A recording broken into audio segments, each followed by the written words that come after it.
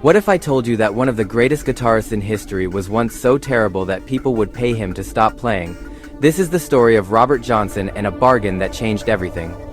In the early 1930s, a young man named Robert Johnson had a dream. He wanted to be a blues musician. There was just one problem: he was absolutely awful. Robert would show up at juke joints across the Mississippi Delta, guitar in hand, begging to sit in with the real musicians. But he couldn't keep rhythm. His technique was clumsy. His timing was off. Such a racket you never heard. It'd make the people mad, you know.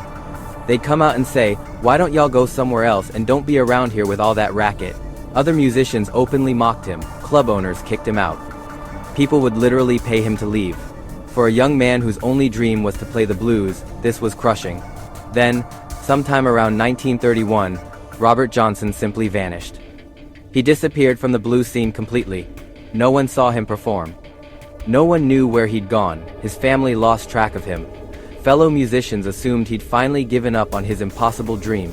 For 2, maybe 3 years, Robert Johnson was a ghost. But in the Mississippi Delta, when someone disappears and returns transformed, there's only one explanation that makes sense. The story goes like this. Robert Johnson walked to a crossroads at midnight. Not just any crossroads, but a specific one where Highway 61 meets Highway 49. He sat there in the darkness, guitar across his lap, waiting. Just as the church bells struck 12, a large black man appeared. Without a word, the stranger took Robert's guitar from his hands. He tuned it with supernatural precision, played a few songs that seemed to come from another world, then handed it back.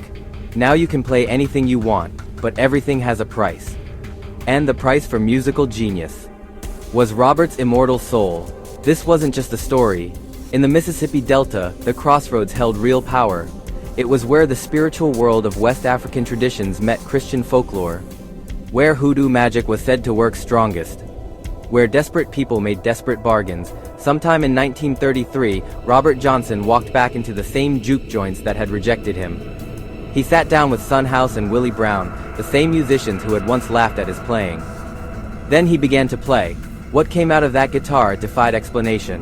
Complex finger-picking patterns that made the instrument sound like an entire band. Bass lines, melody, and rhythm all flowing from 10 fingers. His voice had found a haunting power that could raise the dead or damn the living.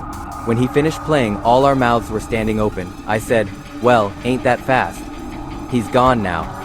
Word spread like wildfire across the Delta. The boy who couldn't play a lick had become a master overnight. In a world where musical skill was built over decades, Robert Johnson had achieved the impossible in the span of a disappearance. How do you explain that kind of transformation? In the Mississippi Delta, there was only one explanation. But if Robert had made a deal, the music itself told the story. Listen to his songs, Me and the Devil Blues, where he sings about walking side by side with Satan. Hellhound on My Trail, a song about being hunted by supernatural forces. These weren't just songs, they were confessions. Robert Johnson lived the rest of his short life in the shadow of his bargain, always looking over his shoulder, always moving from town to town. On a hot August night in 1938, Robert Johnson was playing at a juke joint near Greenwood, Mississippi. He was just 27 years old, at the height of his powers. The story goes that he was flirting with a married woman. Her husband, jealous and enraged, handed Robert a bottle of whiskey. But the bottle was poisoned. Within days, Robert was dead. He died in agony, crawling on his hands and knees, barking like a dog, the classic symptoms of strychnine poisoning. Some say in his final moments he was trying to pray, fighting for his soul even as death claimed him. Others whisper a different story, that the devil himself had come to collect what was promised at that crossroads years before. Robert Johnson was buried in an unmarked grave, forgotten by the world. It seemed like the devil's bargain was complete genius in exchange for obscurity and an early death. But death couldn't silence what Robert Johnson had unleashed. In the 1960s, a generation of young musicians discovered his recordings. Eric Clapton called him the most important blues singer that ever lived. Keith Richards said hearing Robert Johnson was like being struck by lightning. The Rolling Stones covered Love in Vain. Led Zeppelin built Traveling Riverside Blues on his foundation. Cream recorded Crossroads and took it to the top of the charts. Every time you hear a blues lick, a rock riff, or a guitar cry out in the night, you're hearing the echo of that midnight bargain.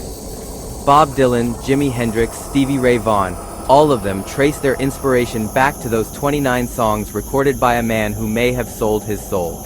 Robert Johnson was inducted into the Rock and Roll Hall of Fame. His face appears on postage stamps. Scholars write dissertations about his technique. Guitar players around the world still try to unlock the secrets of his style. From a failure who couldn't get a gig to the foundation of modern music, if that's not supernatural transformation, what is? Was it really a deal with the devil, or was it just a young man's desperate dedication, practiced in secret until perfection bloomed in the darkness? The music is real, the transformation is documented. The influence is undeniable, the legend is eternal. And somewhere, at a crossroads in the Mississippi Delta, the mystery continues to call.